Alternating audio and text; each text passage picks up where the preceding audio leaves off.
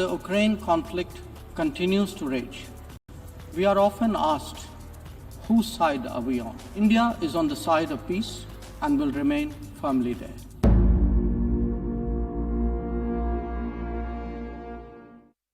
In the wake of Russia's missile strike on Kyiv, which killed over 10 civilians, India seems to have changed its diplomatic track over the conflict in Ukraine. India voted to reject Russia's demand for a secret ballot in the UN General Assembly on a draft resolution to condemn the annexation of 4 regions of Ukraine. India favored a public vote along with over 100 other nations. It did not stop there.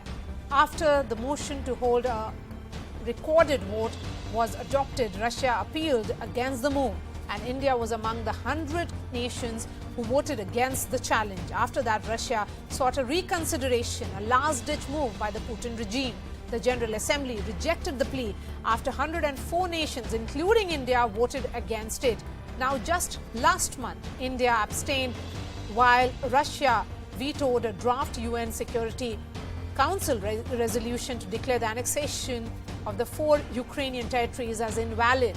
India has also maintained that stand, as Russia has been a critical ally for decades, backing India's defense sector and providing diplomatic support to our stand on Kashmir.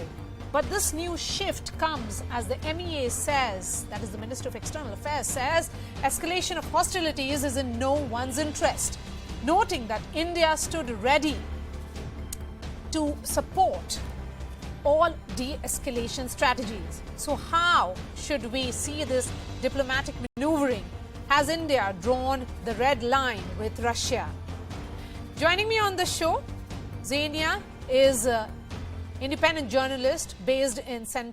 Petersburg in Russia. We have Pinak Ranjan Chakravarti, former Secretary of Ministry of External Affairs, Sushant Sareen, Senior Fellow, ORF, and a strategic affairs expert. I'm going to begin with you, Pinak Chakravarti. India, for the first time, voted at the UNGA against Russia's demand for a secret ballot on a draft resolution to condemn its annexation of 4 regions of Ukraine. Why this shift? I don't know why people are seeing it as a shift. It's a vote on a procedural issue, whether you want an open vote or you want a secret vote. Russia wanted a secret vote. We said, no, let's have an open vote. So I don't think this should be seen as some kind of a huge change in India's position. Okay. Because it was on a procedural issue. Let us see when the vote happens, open vote happens, then we will see how India votes, and then we can revisit that question of whether India has changed her policy. Okay. So there's been no change in stance. Sushant Sareen, how are you looking at these developments? Or will you be also terming this as procedural? Yeah, even in the past on some of the procedural votes, we haven't really gone with the Russians. I think it's premature to jump to conclusions. I think when the main vote takes place, and if at all we vote against Russia, then I think maybe there will be also a bit of a, we are walking a bit of a tightrope on this right now. And I think there is a lot of pressure which is also coming on us. We're trying to resist as much as we can and trying to protect our interests. But beyond a point, we might have to try and balance things out a little bit.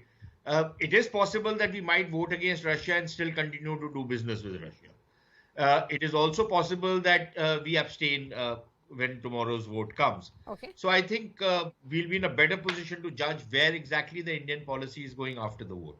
Okay. So we'll have to wait for another 24 hours perhaps, Sushant Sareen? Yeah, whenever the vote is taking place in the UNGA. Okay. Conrad Thewa, how are you looking at these developments and how is it being viewed in the establishment in Russia? So I guess taking forward the thoughts by the previous speaker, we don't see the change so far, and I think it has been nearly 8 months since the escalation has started. So India's position is quite clear, at least to those, in Moscow and those in Kremlin. I think India's position is quite clear, despite what we read in the media. See, all these talks about India changing its position, it's more of a PR exercise rather than the real geopolitics. So I think so far we are okay. India has India is too powerful economy now to be able to do what it is doing, be able to conduct its policy in such a way that it really protects its interests. Like, unlike many countries in Europe, as we have seen, India is able. I mean, the wisdom of India's foreign policy is unquestionable here in this conflict. So we can only applaud it. Okay, yes, please go ahead.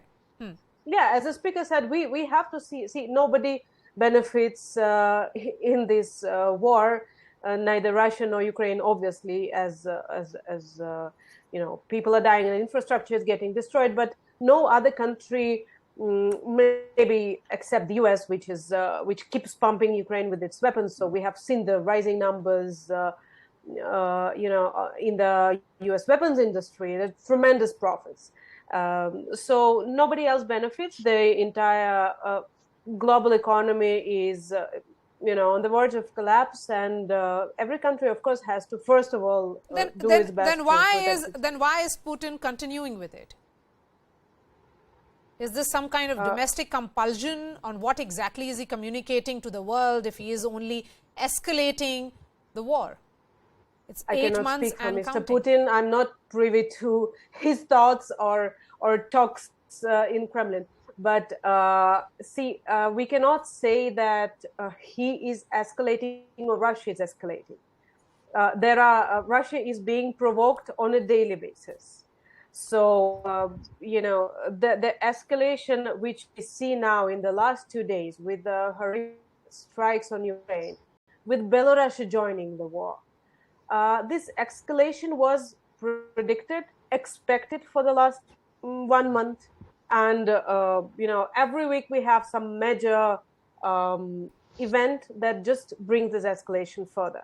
Okay. So nobody is ready to negotiate. And I think every speech of Indian, foreign minister or a senior official will have a, word negotiations. Okay. Why don't you start negotiations? Sareen, when you say tightrope walk, how long can India continue with this tightrope walk? Understanding fully well its economic understanding and, of course, what it gets from Russia.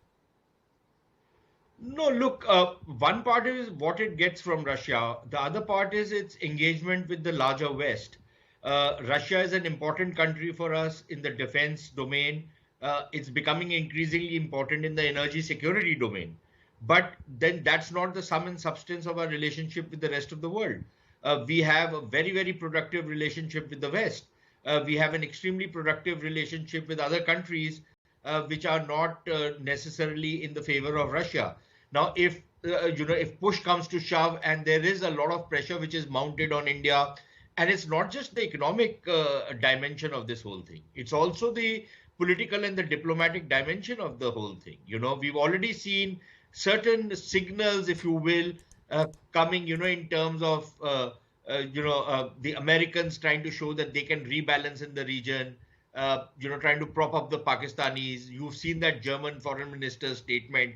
I don't know if she made that statement out of sheer ignorance or because she is a woke kind of a person or whatever other reason her motivations were. Yes. But, it's too much of a coincidence with all these things happening. The hostility of the Western media, for example, yes, and how that's coloring opinion on India in the West. Yes.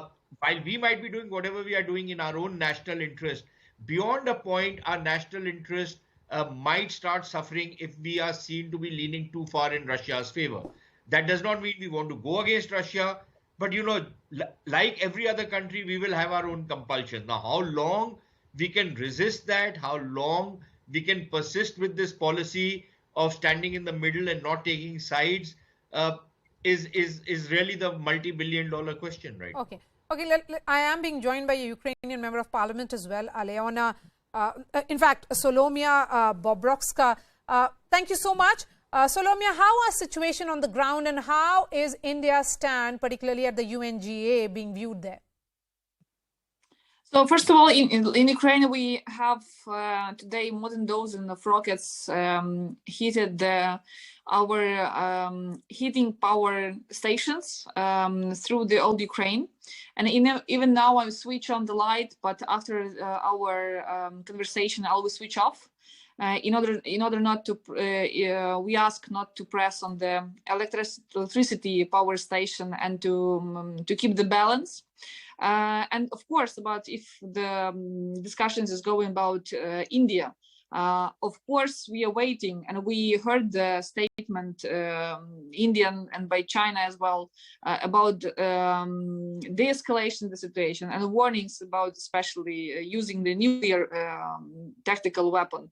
I hope once India, despite very close links with the Russian Federation, will finally be very clear with Russia as their allies and partners, saying no to the war and invasion and conventional war in Ukraine. We hope once India, maybe it's really hard to be our partner, but clear with the federation. That's all we need, and all we asking India to do, and somehow to stop this, to stop the escalation and to stop the invasion in Ukraine from the Russia. And Solomia, that has been India's stand for long, ever since the war began, that diplomacy and dialogue is the only way forward. The two sides have to come on the talking table. And I'm looking at what India's permanent representative to the UN actually said, that India's stand actually symbolizes India's human-centric development approach, a central tenet of our national beliefs and values, which perceives the whole world as one family. Yes, so it's a very nice statement. But despite this, we have to check the trade, especially in defense sector, between India and Russian Federation. And we really don't want to see, and that's very obvious, the using Indian Russian weapon, which was bought in India by the Russian side. And that's what we afraid of. And if somehow India can negotiate with Russia and saying this them in order to stop, because negotiations, believe me, cannot be now be found near the table, and we believe it unfortunately will be found only on the battlefield, because the price what Ukrainians paid for the last 7 months is too high, and no one from us, nor president, neither president nor each average citizen, especially after yesterday escalation and hitting the very civilian objects, is not ready to find somehow the diplomatic negotiations with the Russian Federation. So